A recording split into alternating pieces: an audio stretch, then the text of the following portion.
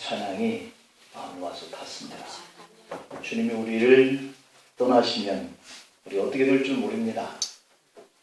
한번 용접하고 만나진 그 주님을 영원히 여러분의 인생길을 주도하게 가실 수 있도록 사모할 수 있기를 찬양하는 그런 찬양에 감사를 드립니다. 우리는 예수님의 그 순환을 새롭게 맞이하는 그런 의미로 사순절기를 정하여서 지키고 있고, 또 그 당시에 예수님 주변에 가깝게 지내던 이런 사람들과 또 예수님과의 사이에서 일어났던 그 일을 이렇게 지난 시간 베드로의 사순절, 또 빌라도의 사순절, 오늘 가룟 유다의 사순절 인물 중심으로 이렇게 생각을 해보고 있습니다. 서구 사회에 오래전부터 저는 내려오던 그런 말이 있습니다. 지옥의 가장 고통의 자리가 있는데 그곳에 두 사람이 있다. 하나는 시저를 배반하고 칼을 댄 브루터스라고 하는 인물이고, 또 하나는 예수님을 배반한 가룟 유다가 있다. 지옥의 가장 깊은 곳에 이 두 인물이 있다. 이것이 서구 사회에서 오래전부터 전해오는 그러한 말입니다. 이 두 사람은 다 자기를 가장 신뢰했던, 그리고 가장 사랑했던 이 두 주인을 배반한 정도가 생명을 끊어내게 한 그런 사건이기 때문에 그런 말이 생겨났다라고 하는 거죠. 역사에 보면 그와 같은 일들이 참 많이 일어났습니다. 고려의 공민왕도 최측근에서 보좌하고 있던 이 최민생이가 잠자는 공민왕의 가슴에 칼을 찔러서 살해를 했고, 또 박정희 전 대통령도 가장 믿는 이 보좌관에게 살해를 당한 우리의 역사를 경험하고 있죠. 외국의 역사도 그런 역사가 참 많이 있는데요. 가룟 유다는 예수님을 인신매매했다라고 하는 이런 특징을 가지고 있는 이런 사람인데, 성경에도 보면 인신매매가 이렇게 나오고 있습니다. 창세기에 시작되는데 야곱의 아들들이 동생 요셉을 애굽의 장사꾼들에게 은 20냥에 팔았죠. 인신매매죠. 예수님은 은 30에 인신매매가 되어서 팔렸습니다. 인신매매 당한 노예들은 돈을 지불하고 이렇게 사온 이 사람들의 생명권까지 이 주인이 주장을 했거든요. 미국의 링컨 대통령의 노예 해방 선언 이전에는 노예를 함부로 죽일 수 있었어요. 존 뉴턴이라고 하는 목회자가 있었는데, 이 사람도 목회를 하기 전에, 목회자가 되기 전에 노예 장사를 했던 사람이죠. 잠비아에서 노예를 강제로 잡아다가 찰스턴에 가서 판매를 하는데, 말 안 듣는 이 노예 또는 병든 노예, 이들은 가판으로 데려다가 칼로 죽여서 바다에 던져서 상어밥이 되게 했다라고 하는 거예요. 이 일을 존 뉴턴이라고 하는 사람이 한 거죠. 그런 일을 했다고 그 사람을 경찰이 체포하거나 또는 법원에서 재판을 하던 그런 시대가 아닌 거예요. 내가 샀던 이 노예는 내가 마음대로 죽일 수도 있었다라고 하는 것이 그 당시에 진행되었던 일들이죠. 그가 나중에 예수님을 영접을 합니다. 영접을 한 이후로 바로 그때에 법을 통해서 죄가 되지 않았었던 일이었지만 생명을 경시했던 자신의 그 삶의 모습을 회개하고 목회자가 되어서 자기가 했던 일이 얼마나 이렇게 못된 죄였는가, 이것을 깨닫고 이렇게 만들어서 부르게 됐던 그 찬송가가 바로 Amazing Grace라고 하는 찬송이죠. 이 찬송이 우리 찬송가에도 실려 있는데요. 나 같은 죄인 살리신 그 은혜 놀라워. 너무 유명한 찬송이죠. 그렇게 노예지만 가판에서 병든 노예는, 쓸모없는 노예는 죽여서 고개밥이 되도록 던졌던 자신의 이 행위가 얼마나 사악한 모습이었는가 하는 것을 깨닫고 나 같은 죄인까지도 살리신 주님의 그 은혜가 너무 놀랍다. 이걸 찬양으로 만든 사람이 존 뉴턴이라고 하는 사람이죠. 자, 문제는 왜 가룟 유다가 그렇게 끔찍스러운 일을 계획하고 또 실천을 했느냐 하는 것이 의문인데, 그 의문은 영원하죠. 아직도 왜 가룟 유다가 그렇게 존경하고 따랐던 스승을 팔았을까? 이건 의문이에요. 가룟 유다만이 알 수 있는데, 그런데도 불구하고 많은 추측을 해보기도 합니다. 그런 추측을 해보지만 그러나 명확한 답은 찾을 수는 없지요. 하지만 이런 추측들을 해보는 거예요. 가룟 유다가 볼 때 예수님께서는 기적을 많이 일으키는 그런 일들을 하시는 거예요. 가룟 유다 입장에서 볼 때. 그래서 생각해 보니까 그 기적을 행하시는 예수님의 그 모습을 볼 때 아주 위급한 상황이 직면하면 이런 기적을 행하더라 하는 그런 주님의 모습을 가룟 유다가 느낀 거예요. 어느 날 설교 들어오는 사람이 많았는데 마이크도 없던 그 시절에 1만 명을 놓고 설교하니까 문제가 발생을 하는데, 산에서 설교를 하시는데 배고픈 사람들에게 어떻게 해주지 못하는 이런 상황을 직면하더라는 것이죠. 그때 더 큰 문제가 발생하기 전에 제자들이 군중을 빨리 해산시키려고 했던 거예요. 마태복음 14장 15절에 보면 저녁이 되매 제자들이 예수님께 이들을 마을로 보내어 먹을 것을 사 먹게 하소서, 이렇게 요청하는 대목이 나와요. 그런데 예수님은 제자들과 생각이 좀 달랐어요. 마태복음 14장 16절을 보니까 갈 것 없다, 너희가 먹을 것을 주라 라고 이렇게 얘기하시는 거죠. 그런가 하면 마태복음 14장 19절을 보면 그 많은 군중들을 때로 이렇게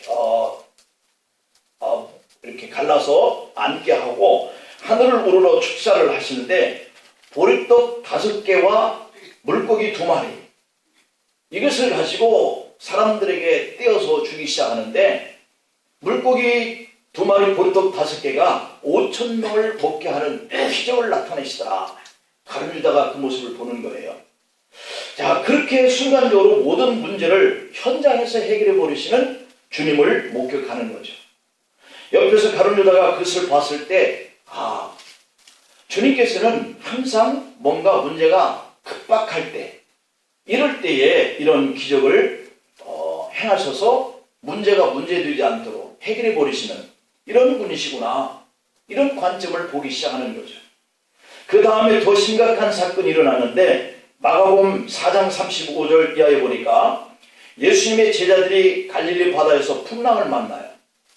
그때 상황이 제자들이 우리가 죽게 된 것을 돌아보지 아니하시나이까, 이렇게 외침이 마가복음 4장 38절에 기록되어 있는 거예요. 자, 이때 죽게 된 이 제자들 얼마나 상황이 급박해요? 바로 그때 예수님은 마가복음 4장 39절에 보니까 바람을 꾸짖는 거예요. 잠잠하라. 그러니까 바다가 그 말을 듣는 거예요. 이런 지금의 과학적인 어떤 장비를 가진 배를 가지고도 해상사고가 끊임없이 당하고 있죠. 그렇게 견고한 타이타닉 여객선도 침몰하고, 우리 세월호도 그렇게 침몰을 했죠. 예수님과 제자들이 탄 배는 그런 배에 비하면 손으로 노를 저어서 가는 이런 배인데 풍랑을 만나는 거예요. 그 위급하고 긴박함이라고 하는 것은 그것들에 비교할 수가 없는 거죠. 이런 배가 강풍이 몰아칠 때 뒤집어 버릴 그런 위험에 직면했는데 상황이 위급합니다. 그런데 이 위급한 상황 속에서 예수님은 또 기적을 행하시는 거예요. 바다여 잠잠하라. 위급한 상황을 금방 해결해 버려요. 이때 가룟 유다는 예수님의 기적이라고 하는 것은 항상 위급한 상황 속에서 나오는구나, 이게 학습이 되는 거예요. 그런데 가룟 유다의 꿈은 빌라도의 정보를 때려 부시고 그 자리에 예수님이 앉으셔서 왕이 되고 자신의 나라가 속박에서 해방되는 그 꿈을 가지고 있는 이러한 존재죠. 이런 가룟 유다가 그런 기대를 가지고 예수님을 쫓는 거예요. 다른 제자들도 마찬가지였을 거예요. 그런데 예수님은 자신들의 생각과는 전혀 다른 각도에서 말씀을 하시고 행동을 하시는 거예요. 그래서 다급해진 제자들이 예수님께 물어요. 그럴 때마다 예수님은 아직 내 때가 일지 아니하였느니라 이렇게 말씀하시는 거예요. 제자들 생각에는 그러면 언제 그 일을 행하시겠습니까? 라고 하는 그런 관점에서 주님을 따르는 거죠. 그래서 유다의 머리는 예수님께 급박한 상황을 만들어야 되겠다 이런 생각을 갖게 되는 거죠. 그래서 만일 로마 군병들에게 예수님이 생명의 위협을 당하게 되어질 때를 만들면 틀림없이 로마 정부를 때려부시고 자신들이 원하는 나라를 세우실 것이다. 이런 생각을 갖는 것이 가룟 유다의 생각일 것이다. 그렇지만 어디까지나 이것은 추측일 뿐이에요. 그런가 하면 두 번째 추측은 좀 더 신빙성 있는 추측입니다. 가룟 유다는 성경에 나오는 여러 가지 정황을 볼 때 다른 제자보다 머리가 명석했던 분이었다라고 하는 거죠. 특별히 산술적인 계산이 빠른 사람이다. 그래서 공동체의 재정 담당관이 되었던 것이죠. 마태복음 26장 7절에 보면 한 여자가 매우 귀한 향유 옥합을 가지고 나와 식사하시는 예수님의 머리에 부었습니다. 그때 마태복음 26장의 8절 9절에 보면 제자들이 보고 분개했다 그랬어요. 분개했다. 왜 이렇게 비싼 것을 허비하느냐? 이걸 팔아서 가난한 자들에게 줄 수 있었겠도다. 이렇게 말하는 거죠. 그런데 요한은 이것을 더 정확하게 기록을 했는데 요한복음 12장 4절 5절에 보니까 제자들이 이 말을 한 것이다 라고 말한 이 마태와는 좀 다르게 이 요한복음의 요한은 예수님을 판 가룟 유다가 이 말을 했다라고 기록을 하고 있어요. 이때 요한이 볼 때 요한복음 10장 6절에서 가룟 유다는 도둑이라 돈괴를 맞고 거기 넣는 것을 훔쳐가미로라 이렇게 기록되어 있거든요.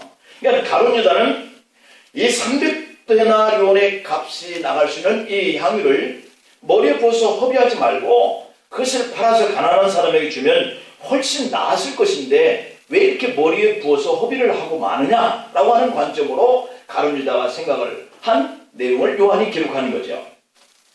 다른 사람들은 말을 하지 못하고 있는데 가룟 유다는 금방 머리에서 계산이 되어졌다는 거죠.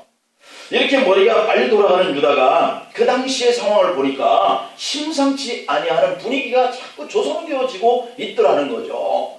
어떤 그 분위기냐면 마태복음 8장의 31절을 보니까 기대했던 예수님이 자꾸 이상한 말씀을 하기 시작하는 거예요. 인자가 많은 고난을 받아 죽임을 당할 것이다. 그리고 내가 사흘 만에 살아나야 할 것이다. 이런 것을 비로소 가르쳤더라. 이렇게 기록하고 있거든요. 가룟 유다가 이 말을 들을 때 야, 주님이 왜 이런 말씀을 하실까 하는 것을 그냥 흘려듣지 않았다는 거죠. 그리고 마가복음 8장의 35절에 보면 누구든지 나를 따라오려거든 자기를 부인하고 자기 십자가를 지고 나를 따르라. 이 말씀을 하는 거예요. 예수님은 죽고 우리들은 그러면 고난을 받아야 된다라고 하는 이런 생각을 하기 시작하는 거예요. 십자가라고 하는 것은 사형수들만 지는 것인데 왜 우리를 보고 십자가를 지고 따르라고 그럴까? 그러면 우리가 죽어야 된다는 말 아니냐? 의문이 생기기 시작하는 거죠. 또 자신이 내가 이제 예루살렘에 올라가는데 많은 고난을 받고 죽을 것이다. 그리고 사흘 만에 살아날 것이다. 이런 선언을 하는 거죠. 가룟 유다의 머리는 비상하다 그랬어요. 그 머릿속에 계산이 되어지는 거예요. 예수님을 죽이려고 하는 무리들이 움직이는 것이 심상치 않고 예수님이 하시는 그 말씀이 심상치 않은 거예요. 반대 세력을 보니 계산이 빠른 가룟 유다의 생각으로는 자기들로서는 결코 당해낼 수 없는 이 천하 무력을 가지고 있는 로마인들의 군병들의 움직임이 심상치 않은 것이 계산되어지는 거예요. 이 천하무적인 이 로마군을 이 우리 제자들이 이길 수 있느냐 하는 것이 계산되어지는 거죠. 온 세상을 점령해서 유대 나라까지도 차지해버린 이 로마 사람들, 이 빌라도가 총사령관으로 와서 지배하고 있는 이때에 그들이 가지고 있는 이 복장, 군사의 힘, 칼을 번쩍거리면서 길을 왕래하는 이런 행진의 모습을 보니 예수님을 없애려고 하는 이들의 세력 앞에서 우리는 아무것도 아니다 라고 하는 생각을 갖게 되는 거예요. 그 다음에 세력은 종교 세력이죠. 대제사장들, 서기관들, 바리새인들, 사두개인들, 나라의 중심을 이루고 있는 이 종교 세력을 하나님의 배경으로 하고 있는 이 막강한 이 세력을 예수님을 믿는 자신들로서는 상대하기가 버겁다, 이런 계산이 되는 거죠. 헤롯 정부와 로마 정부와 이 가봐야 이 종교 집단, 이들로 인해서 손을 잡고 서로가 예수님을 없애기 위한 운동이 전개되고 있는데 과연 우리는 어떻게 될 것인가?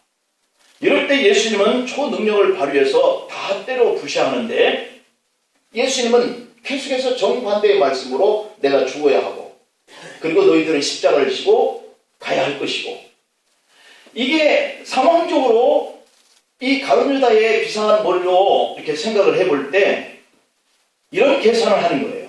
이러다가 우리도, 나도 죽음에 직면할 수 있겠구나 하는 생각을 갖게 된다는 거죠. 그러면 내가 살 수 있는 방법은 뭘까? 결국은 반대편의 공로를 세우는 일에 승부수를 띄우고, 그리고 이 주님을 팔았을 때 아주 위급한 상황에 직면하게 된 예수님은 뭔가 할 것이다. 나도 살고 예수님이 뭔가 기적을 나타내실 때를 바라보는 이 기가 막힌 가룟유다의 머릿속의 계산이라고 하는 것은 예수님을 위급한 상황으로 내모는 것, 그리고 내가 예수님 축대로도 나는 살 수 있도록 저쪽 편에 내가 설 수 있는 이 방편을 선택하는 것, 나도 살고 주님이 기적을 행하면 더 좋고, 이것이 가룟유다의 비상한 머릿속에 이렇게 계산이 되어지는 거예요.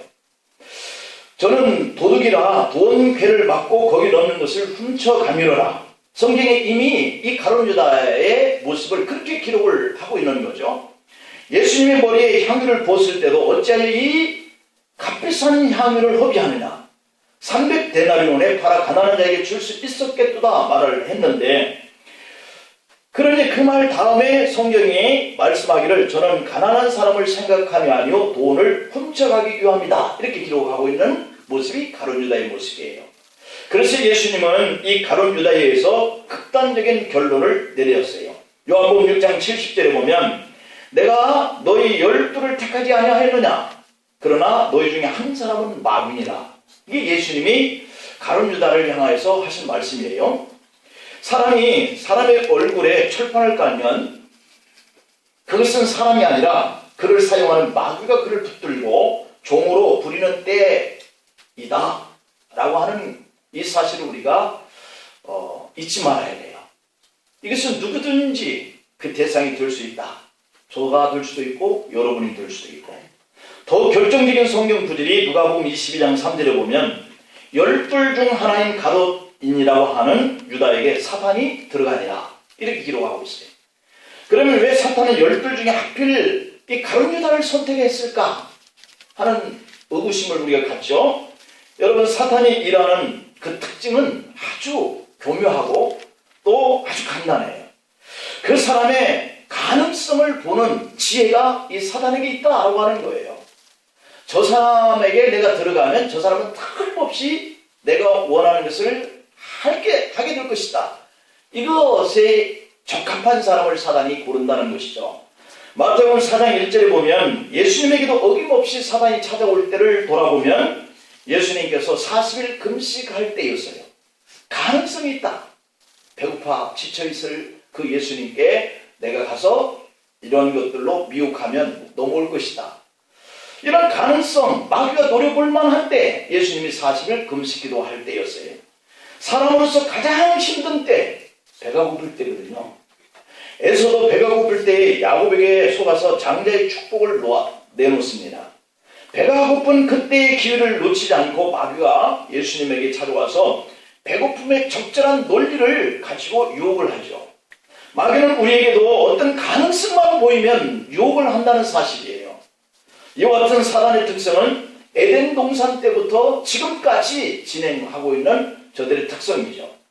하와가 혼자 있을 때 사단이 찾아와서 그의 마음을 흔들어 버립니다. 사단은 그런 면에서 매우 영리한 그러한 지혜를 발휘할 줄 아는 자다라고 하는 것이죠. 예수님이 제자 12명 가운데 사단이 가장 확실한 판단은 가룟 유다를 선택하는 거였어요. 그는 11명의 제자와 한 가지 다른 점을 가지고 있었던 사람이죠. 11명은 모두 갈릴리 출신인데 혼자 유다 출신인 이 가룟 유다 출신은 가룟 유다 한 사람이었다. 그래서 약간의 왕따 분위기와 소외감이 있었던 데다가 정직하지 못한 도덕근성이 가룟 유다의 마음에 있었다고 하는 것이 확인되어졌어요. 그래서 돈에 대한 집착하여서 돈으로 연결될 그런 가능성마저 가지고 있는 이런 심리가 가룟 유다에게 있는 것이 바로 이 사단에게 노출되어진 거죠. 두 번에 걸친 이 마리아의 향유 소위 문제는 예수님과 불필요한 마찰력을 가져왔던 이런 사건도 이 가룟 유다에게서 나왔던 것이죠. 그래서 섭섭하기도 하고 불만이 가득한 입장이 되어버린 이 가룟 유다. 이 말은 우리도 이 가룟 유다처럼 마음에 섭섭함을 느끼면 불평해지게 되고 마귀는 바로 그 섭섭하고 불평스러운 그런 환경을 만나게 된 그 사람의 마음에 가장 넘어뜨릴 수 있는 기회가 포착되어지는 대상이 된다라고 하는 사실이에요. 여러분들 섭섭한 마음 안 갖게 어떤 일을 만나면 그냥 빨리빨리 털어버리시기 바랍니다. 그 마음이 하루 가고 이틀 가면요 3일째는 이제 마귀에게 내 마음이 이렇게 포착되어지는 거예요. 정착되어지는 거예요. 들어오는 거죠. 그래서 내가 그 편에 서서 어떤 일을 계획하는 거예요. 내가 죽여야 되겠다. 상대를. 이런 마음이 들어오는 거죠. 가룟 유다의 마음이 교만스러워졌다는 점이 있었어요. 유다 출신이다 라고 하는 것이죠. 유다 출신들은 갈릴 사람들을 인격적으로 대우하지 않는 그런 문화를 가지고 있었어요. 하지만 예수님은 가룟 유다의 마음에 굳게 잘 잡고 있는 예수님을 팔겠다라고 하는 이 생각을 회개할 수 있는 기회를 만들어 주셨어요. 마지막 성찬의 자리에서 요한복음 13장 21절에 보면 심령이 괴로운 가운데 속에서 너희 중에 하나가 나를 팔리라 이렇게 말씀하셨거든요. 그러면 그 팔리라 하는 마음을 가지고 있었던 이 가룟 유다는 충격을 받았었어야 돼요. 주님이 이미 내가 이런 생각을 가지고 있는 것을 알고 계시는구나. 그때 제자들은 너무 당황스러운 가운데 요한이 먼저 주님께 물어요. 요한복음 13장 25절에 보면 주여 누구입니까? 근데 이 말만 들었어도 가룟 유다는 벌써 알았을 텐데 요한복음 13장 26절에 보면 예수님이 내가 떡 한 조각을 적셔다 주는 자가 그니라. 아예 지목을 하고 있어요. 바로 그때가 가룟 유다가 회개할 수 있는 기회예요. 여러분 우리들도 실망하고 낙담하고 마음에 갈등하고 그럴 때에 기회는 항상 와요. 화해할 수 있는, 이해할 수 있는, 용서할 수 있는. 그런데 그걸 못하는 거죠. 그게 바로 내 자신의 모든 정황과 상황으로 합리화를 해서 내가 이미 교만해져 있는 거예요. 가룟 유다는 자존심을 굽히지 않았어요. 그렇게 지목까지 했는데요. 그래서 결국 요한복음 13장 27절에 보면 예수님은 가룟 유다에게 네가 하는 일을 속히하라 이렇게 말씀하고 계세요. 사실 사순절이 되기 전까지 예수님의 제자들은 희망으로 가득 찬 기대감을 가지고 예수님을 따랐어요. 로마로부터 국권을 회복시킨다라고 믿어왔고 자신들은 민족혁명의 주체 세력이 될 것이다. 이러한 자부심도 있었어요. 그리고 이제 그것을 이룰 수 있겠다라고 하는 이 최고의 절정의 순간이 왔어요. 그런데 지금은 상황이 달라져 버렸어요. 완전히 반대 상황. 예수님 일행이 갈릴리에서 예루살렘에 올라가실 때 대단하게 국민적 호응을 받죠. 마태복음 21장 9절에 보면 앞에서 가고 뒤에서 따르는 무리가 소리 높여서 호산나 다윗의 자손이여 찬송하리로다 이렇게 외침이 있었어요. 마태복음 21장 8절에 보면 이때 대다수의 무리들은 그의 겉옷을 벗어서 길에다 깔고 나뭇가지를 깎아서 흔들고 화무했다 이렇게 기록하고 있어요. 마태복음 21장 10절에 보면 예수님이 예루살렘으로 들어가실 때 이때 온 성이 소동하면서 영문을 모르는 사람들이 이 사람이 누구이기에? 라고 묻고 있어요. 그때 마태복음 21장 11절에 보니까 이때 무리들이 나사렛에서 나온 선지자 예수야! 라고 이렇게 밝히고 있어요. 갈릴리 나사렛 출신을 강조하고 있는 거죠. 이 말은 우리가 잘 새겨서 드려야 할 그런 말씀인데, 아직까지 한 번도 그 갈릴리 나사렛이라고 하는 이 동네에서는 이 사회에서 햇빛을 보지 못한, 다시 말하면 갈릴리 나사렛 출신이 뭔가 그 유다를 위해서 할 수 있는 사람이 나온 적이 없었다라고 하는 것이죠. 그런데 이제 예루살렘의 주인이 되기 위해서 서서히 꿈틀거리고 있다. 서서히 작업을 시작하고 있다. 이런 얘기예요. 그래서 제자들은 갈릴리 나사렛에서 나온 이 선지자를 강조하고 있죠.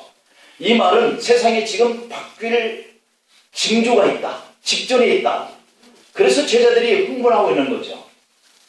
임기가 끝난 분이지만 이 흑인 버락 오바마 대통령이 된 것을 발표한 날 케냐 나이로비는 그 기쁨으로 인해서 온 도시가 발칵 뒤집혔다는 것 아니겠어요? 케냐 출신이 세계 최대 강국 미국의 대통령이 되었다라고 하는 거죠. 흑인 혈통이 미국 대통령이 되었으니 이게 웬일이에요? 그러니 난리가 나죠. 거리마다 두들기고 춤추고 거리에 쏟아져 나오는 그런 행위들로 온 나라가 흥분으로 들썩인 거죠. 우리나라도 대통령 당선되면 그 고향 사람들이 흥분하잖아요. 꽹과리 북을 치면서 현수막을 내걸고 좋아하죠.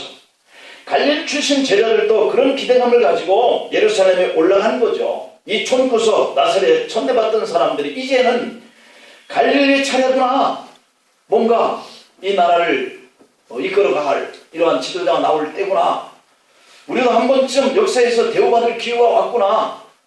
그러나 예수님은 깜깜한 거죠. 제자들의 흥분된 마음과는 달리. 지금 그래서 제자들 생각으로는 예수님 지금 뭐 하시는 겁니까? 예수님은 그 말에 내 때가 아직 이르지 않았다, 이런 말로 자꾸 우리 대답을 해오는 거죠. 지금 같은 때가, 진정한 이런 때가 언제 다시 기회로 오겠습니까? 라고 묻는 이런 제자들과 예수님의 의견은 다른 거죠. 여기에 문제가 생기는 거예요. 이때 베드로가 주님께 항변합니다. 우리가 성경을 볼 때 세례요한이 감옥에 갇혔을 때 제자들이 크게 실망하죠. 사람들이 세례요한에 대해서 실망하니까 마태복음의 11장 7절 9절에서 너희가 무엇을 보려고 광야에 나갔더냐. 사람들이 세례요한에 대해서 실망할 때 그에 대한 답변이 너희가 무엇을 보려고 광야에 나갔더냐. 바람에 흔들리는 갈대냐? 부드러운 옷을 입은 사람이더냐?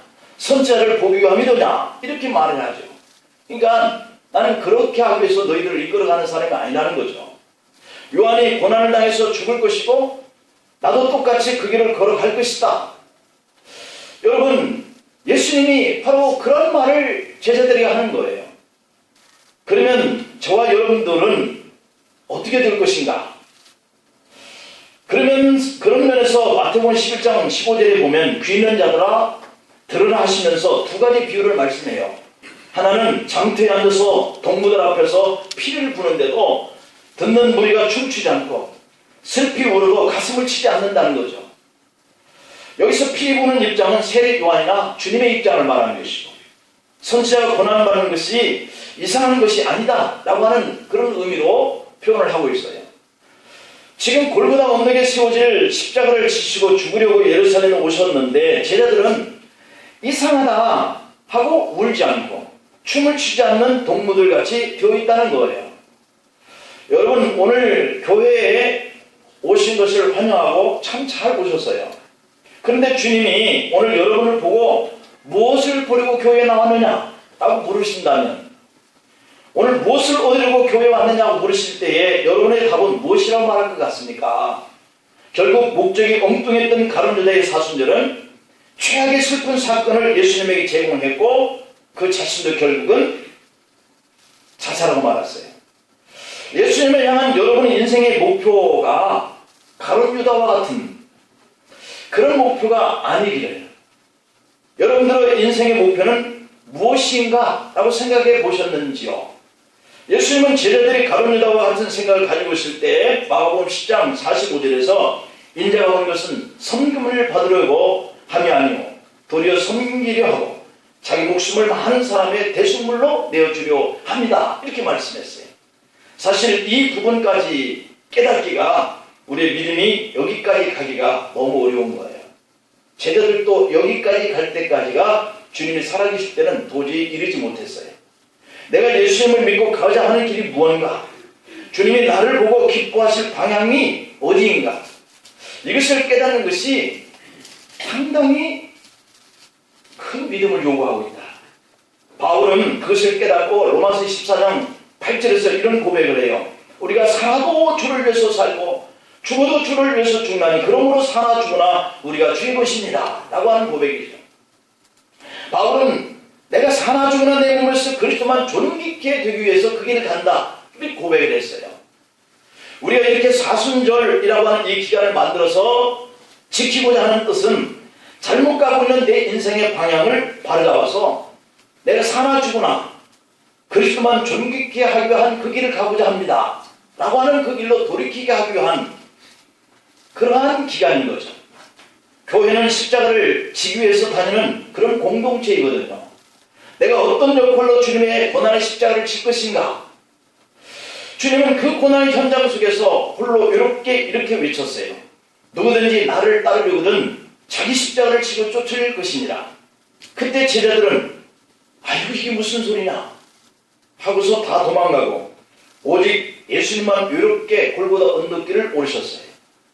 여러분, 때로는 우리에게 주신 그 십자가가 너무 무거워 쓰러질 때도 있고 너무 무서워서 피하여 도망치고 싶을 때도 있고 부담되어서 홀로 쓸쓸히 눈물을 흘릴 때도 있어요. 그러나 주님은 그렇게 두려워하고 무서워하고 외롭게 쓸쓸한 그런 우리의 십자가를 지지 않아도 되실 분이 지고 가신 건데 우리가 져야 할 그 십자가였던 것이죠. 그런데 그분께만 맡겨버리고 우리는 도망가는 거죠. 가룟 유다는 십자가의 고난과는 정반대되는 생각을 가지고 예수님을 바라보다가 자기 계획이 물거품 되는 것 같다는 이런 생각을 하면서 스승을 배반하고 팔고 그리고 자기만 살겠다라고 도망갔죠. 그러나 자기가 살 길이라 선택한 그 길이야말로 죽음을 자초한 자살하는 비참한 최후의 길이 되고 마는 거죠. 머리가 좋을수록 심리적으로 좌절이 빨리 온다 그럽니다. 머리가 좋으니까 다음에 다가올 수를 미리 생각하고 근심하는 거죠. 가룟 유다는 예수님을 팔고 손에 들려진 은 30을 바라봅니다. 선생을 팔고 내 손에 주어진 이 은 30냥 어디다 쓰려고 받았나 생각에 잠겨버리게 된 거죠. 내 모습이 어쩌다 이렇게 되었을까. 그래서 가룟 유다는 마태복음 27장 2절을 보니까 스스로 뉘우칩니다. 그리고 그 은 30을 도로 갖다 주면서 내가 무죄한 피를 흘렸다라고 물려달라고 말합니다. 하지만 마태복음 27장의 4절을 보니까 제사장과 장로들이 우리에게 무슨 상관이냐 네가 당하라 그렇게 말합니다. 마태복음 27장 5절에 보면 이때 유다는 돈을 성수에다 집어넣고 던져놓고 물러가 스스로 목매어 죽고 말았다 하고 죽음을 선택합니다. 최후의 선택을 해야 하는 그런 고통에 빠져서 결국 견뎌내지 못하고 자살을 한 거죠. 예수님은 그를 두고 마가복음에